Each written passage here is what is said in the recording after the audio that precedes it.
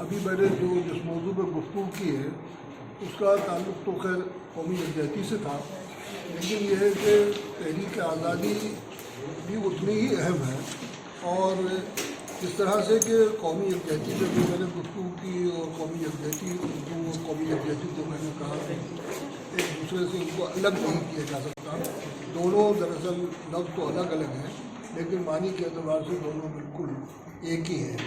جو معنی یکجہتی کی ہیں وہی معنی اردو کی ہے۔ اردو اپنے مزاج میں، اپنے روح میں سمائے ہوئے ہیں، یعنی محبت اور پیار۔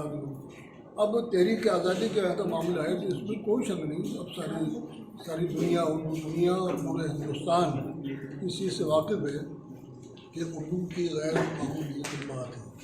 ہندوستان کے جو مشہور معروف نعرے ہیں، جس میں سب سے مشہور نعرہ تو انقلاب زندہ باد ہے، اور وہ اس نے بڑا اثر کیا لوگوں کے دماغ پر، اور دماغ دنیا میں گونجتا رہا۔ آج پھر وہ زندہ ہو گیا ہے، لیکن وہ نعرہ بھی اردو کر دیا ہوا ہے۔ اور اس کے ساتھ ساتھ جو ہندوستان کے اندر جو اتحاد تھا، کیونکہ تحریک آزادی کامیاب نہیں ہوتی اگر ہم یہاں کے لوگ مقامی تقسیم ہوتے، بٹے ہوئے ہوتے، کیونکہ جب تک کہ متحد ہو کے کوئی کام نہیں کیا جاتا اس وقت تک کامیابی حاصل نہیں ہوتی۔ ٹکڑے ٹکڑے ہو جاتے ہیں، جو انگریزوں نے کوشش کی تھی، اور ٹکڑے ٹکڑے کرنے کے بعد ہم پر 200 سال تک حکومت کی، آپس میں لڑائی جھگڑا کیا، لیکن جب دونوں قومیں متحد ہو گئیں اور انہوں نے یہ فیصلہ کر لیا کہ ہمیں ہندوستان کو آزاد کرانا ہے، اس کا صرف ایک ہی اس کا نسخہ ہے، وہ ہے ہم آپس میں مل جائیں۔ آپ نے سنا ہوگا ایک شخص کے بارے میں کہ اس نے اپنے 7 بیٹوں کو لکڑی کے ایک گٹھا 7 گٹھے والی بات کر دیا، اور کہا کوئی نہیں توڑ سکا، جب الگ الگ کر کے ایک تقسیم کر دی فوراً توڑ دیا۔ تو یہ جو یہاں جو صورتحال رہی انگریزوں نے کیا، تو انہوں نے الگ الگ لکڑیاں کو تقسیم کر کے حکومت کی۔ بعد میں وہ لوگ جب متحد ہو گئے تو اس میں اس اتحاد میں اس کو قریب کرنے میں اردو زبان میں بہت اہم کردار ادا کیا۔ اردو زبان کے اندر شاعری میں بڑی طاقت تھی۔ اس زمانے میں جو شاعری ہوئی انقلابی اشعار کہے گئے، اور غیر معمولی طور پر انہوں نے اپنا اثر دکھایا، اور بلکہ اردو میں پیار محبت کے اشعار اور انقلابی اشعار، لیکن اس کا ایک طریقے سے ایسا فطری اور اتنا بڑا سرمایہ ہے کہ جس کی جتنی تعریف کی جائے، واقعی جتنا ہم لوگ فخر کیا جائے تو والے جتنا فخر کرے وہ اتنا کم ہے۔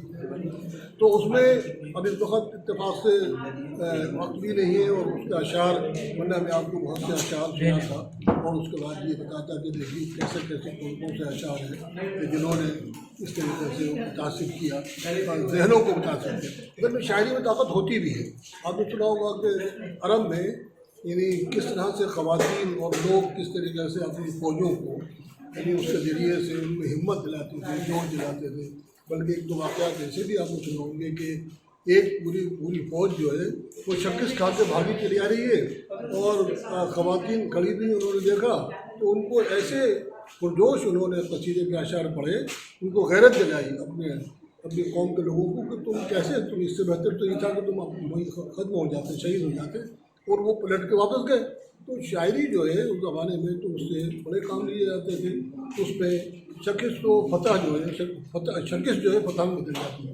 تو یہ پاور، یہ طاقت اللہ نے شاعری کے اندر رکھا ہے، اردو شاعری۔ اور یہاں ہندوستان کی اگر بات کریں تو ظاہر ہے کہ اردو شاعری میں یہ زبردست چیز ہے۔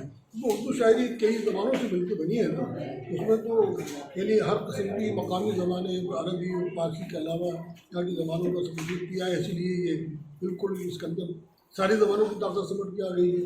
پھر ایک جذبہ اور جو جوش ہے، اور جس طرح دل کی گہرائی نکلی ہے وہ چیزیں اس نے، تو اردو شاعری میں، اور اردو میں نثر بھی لکھی گئی، اردو میں تقریریں بھی کی گئی، ولولہ انگیز جو ولولہ جوش، پھر اس میں حمیت، قومی حمیت، اور تو یہ ساری چیزیں جو ہیں وہ اردو شاعری کے اندر وافر مقدار میں موجود ہیں۔ اور زمانے کے اندر تقریباً سارے کے سارے لوگوں نے اس طرح کی نظمیں. غزلوں میں غزل تو اگرچہ عشق محمد کی زبان کہلاتی لیکن اس زمانے کی غزلیں آپ دیکھیں تو وہ اپنا جو اصل جس کو بھی لوگ سمجھتے ہیں کہ اس کا جو خاص سرمایہ ہے، جو خاص اس کا موضوع ہے، عشق ہے، اس کو چھوڑ کر انہوں نے جناب علی یہ انقلابی شاعری کی. لیکن موجودہ حالات میں ابھی اردو سے لوگ بہت پیچھے ہیں. خاص طور سے جو لوگ یہ کہتے ہیں، دعویٰ کرتے ہیں کہ ہم اردو والے ہیں، انہیں میں اردو نہیں ہے. یہ تو اب آپ نے کسی یہ بات کہہ دی، آپ کو بھی اندازہ ہے کہ یہ تو ہماری بدنصیبی ہے، یہ تو ہماری خامی ہے. اردو کی زبان کی تو کوئی کمزوری خامی نہیں ہے. تو یہ اردو زبان یقیناً اردو والے جو ہیں ان کو اس کو چھوڑ رہے ہیں، اس سے دور ہو رہے ہیں. اس کی وجہ ہے اس کی ایک تو یہ کہ اردو کو صرف ایک زبان سمجھتے ہیں. میں نہیں سمجھتا. میں اردو کو ایک تہذیب بھی سمجھتا ہوں. میں اردو کو تاریخ بھی سمجھتا ہوں. ہماری پوری تاریخ جتنی اردو میں ملتی ہے پوری کسی زبان میں نہیں ملتی. ہماری پوری تہذیب، ہمارا اٹھنا بیٹھنا چلنا پھرنا کھانا پینا بات کرنا نتیجہ یہ جو لوگ اردو چھوڑے ہوئے ہیں آپ دیکھیے کہ اپنا نام تک صحیح نہیں پاتے. میں کبھی جاتا ہوں فیض آباد گیا، مجھے افسوس ہوا کہ فیض آباد کہنے والے نہیں ملے. فیض آباد غازی آباد کو غازی آباد. جو لوگ اردو جاننے والے تھے ان کو پتا ہے کہ یہ غازی ہے، غازی نہیں ہے، غازی نہیں ہے، یہ فیض ہے، فیض نہیں ہے. تو اردو چھوڑنے سے اس طرح سے کہ زبان پر تلفظ پر اثر پڑا. ہم اپنی تاریخ سے واقف نہیں، اپنے افراد کے واقف نہیں. یہ تمیز ہے، جو اخلاقیات ہیں، جو میں نے بتایا نا پوری تہذیب اردو میں رچی بسی ہوئی ہے. تو ہم اپنی بڑا نقصان اس طرح نہیں ہوتا کہ ہم کیا نام ہے زبان ایک چھوڑ دیا زبان کا نقصان، بلکہ ہم اپنی پوری شناخت، پوری آئیڈینٹی جو ہے وہ اس کے ذریعے سب چھوڑ بیٹھے ہیں. اور الگ پتہ چل جاتا ہے کہ یہ شخص جو ہے کہ اردو چھوڑے ہوئے اس لیے اس کو بات کرنا بھی نہیں آ رہا. دوسری بات یہ ہے کہ ایک اور شوشہ چھوڑا گیا ہے کہ روزی روٹی. ارے بھائی روزی روٹی کے ذرائع تو بہت سارے اور بھی ہیں، لیکن یہ ضروری نہیں ہے کہ اردو اگر روزی روٹی سے نہیں جڑے تو آپ اسے چھوڑ دیں. مجھ سے پوچھا ایک صاحب نے کہا کہ صاحب اردو کے بہت سے پی ایچ ڈی جو ہیں بیکار گھوم رہے ہیں، تو اس کے روزی روٹی سے اس کو واسطے ہی نہیں ہے، مجھ سے نوکری نہیں ملتی. میں نے کہا آپ یہ بتائیے کہ کتنے ہیں آپ، فہرست کتنی ہے آپ کی نظر میں، آپ کتنے نام دے سکتے ہیں. میں نے ان سے کہا جناب ہے جی اس طرح کے بہکاوے مت آئیے. آپ اگر آپ اس سے کہیں گے تو جتنے نام آپ اردو کے دیں گے بہتر کے میں ان سے 10 گنا نام ہندی کے دے دوں گا. اس کے زیادہ نام میں آپ کو سائنس والوں کو دے دوں گا. زولوجی، باٹنی، فزکس اور میتھ. یہ لڑکے پرائیویٹ اسکولوں کے اندر لڑکے اور لڑکیاں 5-5 ہزار روپئے تنخواہ پر نوکری کر رہے ہیں، تو ان کو چھوڑ دینا چاہیے سب پڑھنا لکھنا. تو یہ جو بہکایا جا رہا ہے کہ صاحب روزی روٹی سے کمانے کے لیے بہت سے اور ذرائع بھی ہیں. تعلیم کا مقصد جو ہے اس زمانے میں بدقسمتی صرف یہ ہو گیا ہے کہ صاحب تعلیم حاصل کرنے کے بعد نوکری ایک خالص اکیلا مقصد رہ گیا ہے. نوکری کے علاوہ زندگی گزارنے کے طریقے، اخلاق اور معاملات اور ہم آپس میں ایک دوسرے کے رشتے وغیرہ یہ سب اس کا حصہ تھا کہ آدمی جب پڑھ لکھ لے گا تو اچھا انسان بنے گا. اب کوئی سوچتا بھی نہیں، وہ تو یہ ہے کہ اچھی نوکری اس کو ملنا چاہیے، وہی تعلیم حاصل کرے گا. جو تو دماغ میں یہ ایسا خناس داخل ہو گیا ہے، بھر گیا ہے کہ جو یعنی ایجوکیشن کو انہوں نے بالکل ایک بنیے کی دکان بنا دیا ہے کہ صاحب اس سے اگر کمائی نہیں ہو رہی تو تم کر دو جناب یہ بیکار ہے اس کو بڑھنا. تو یہ جو ہماری سوچ ہے، یہ جو طرز فکر ہے، اس نے بھی بہت نقصان پہنچایا ہمیں پورے طور پر.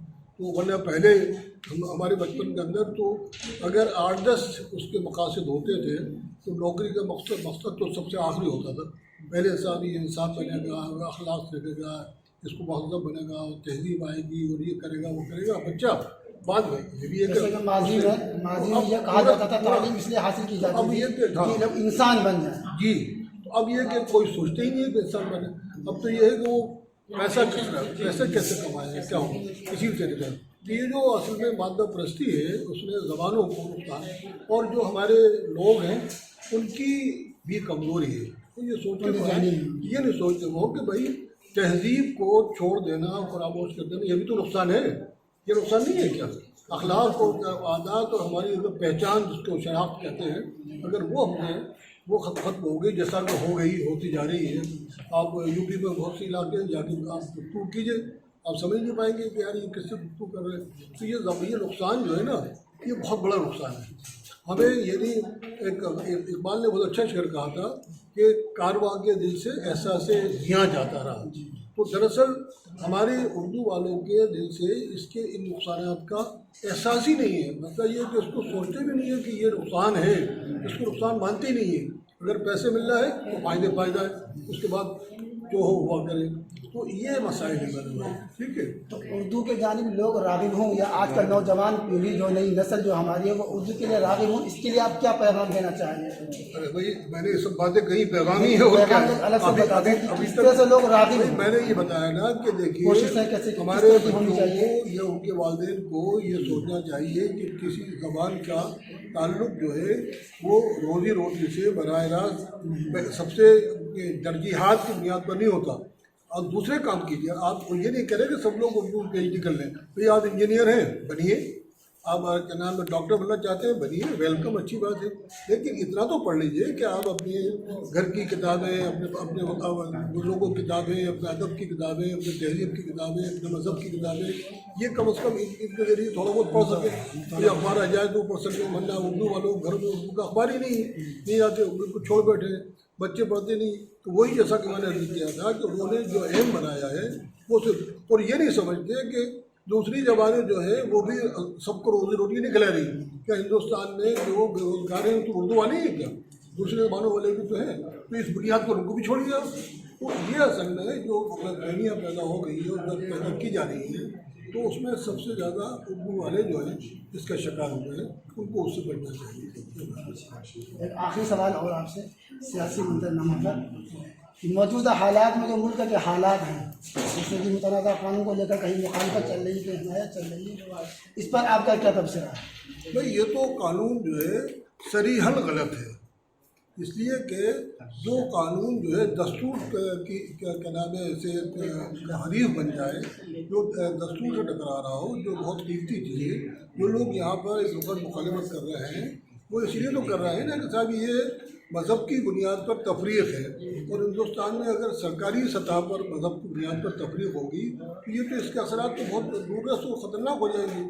آپ اب جو حکومتیں ہیں ان کے فرائض میں تو یہ شامل ہے کہ اگر دوسرے لوگ مذہب کی بنیاد پر تقسیم کر رہے ہیں دوسرے کو، ان کو بھی روکیں. جائے کہ وہ خود حکومت اگر اسی بنیادوں پر کیا نام ہے شرائط وہ کرے گی اپنے فیصلے، تو وہ تو یعنی پھر کون بچانے آئے گا؟ کون ہے؟ یعنی جو سمجھیے کہ آپ جن کا کام جو ہے جو سے ملک کو بچانا ہے وہ خود ہی. اس اعتبار سے یہ تو سارے لوگ کہہ رہے ہیں، مسلمان ہی نہیں ہندو بھی کہہ رہے ہیں اور سب دنیا کہہ رہی ہے کہ یہ دستور کو نظر انداز کر کے دستور سے کا ٹکراتا ہوا ایک ایسا قانون جس میں کہ یہ کہہ کر کے فلاں مذہب کے شخص کو ہم نہیں لیں گے اور فلاں مذہب کے اشخاص کو لیں گے. یہ تو ایسا قانون ہے کہ جس کے کوئی بھی مطلب جو صحیح الذہن تھا اس سے اتفاق نہیں کر سکتا. اور میں تو یہ سمجھتا ہوں کہ جانتے وہ بھی یہ بات ہے، لیکن اگر ایسا ہے کہ ایک شعر ہے مجھے یاد آیا اس میں مراٹھی کا کہ بدلتی ہے جس وقت ظالم کی نیت، نہیں کام آتی دلیل اور حجت. یہ پرانے شعر ہم نے 50 سال پہلے پڑھا تھا. تو آپ ان لوگوں کو سمجھا سکتا ہے آدمی جو کہ انہوں نہیں جانتے، لیکن وہ تو جانے بیٹھے ہیں کہ جو کر رہے ہیں وہ ایسا ہی ہے. اور اس کو ان کو دوبارہ رجوع کرنا چاہیے اس میں. اور ہو سکتا ہے کہ انشاءاللہ اللہ چاہے دل میں ڈالے ہمارے تمام جو لوگ ہیں جو کہ ملک کی سرپرستی کر رہے ہیں، نہ کریں انداز بھیا اگرچہ بہت شوق نہیں ہے، شاید کہ اتر جائے میرے دل میں. بہت شکریہ.